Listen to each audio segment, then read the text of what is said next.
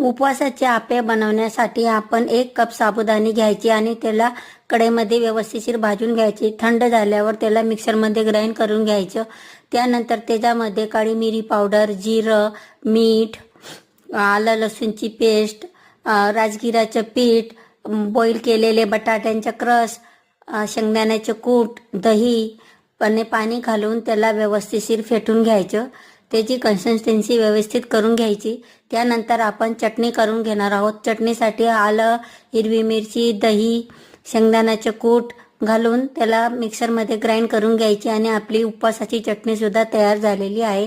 त्यानंतर आता आपण आप्पे पात्र्याला तेल लावून त्याच्यामध्ये जे बेटर तयार केलेलं होतं ते घालायचं आणि त्याला झाकण ठेवून व्यवस्थित वरच्या भागाला वाफवून घ्यायचं आणि खाली व्यवस्थित झाले की नंतर त्यांना एका प्लेटमध्ये काढून घ्यायचे। तर मग बघा तयार आहे आपले आप्पे आणि चटणी। धन्यवाद।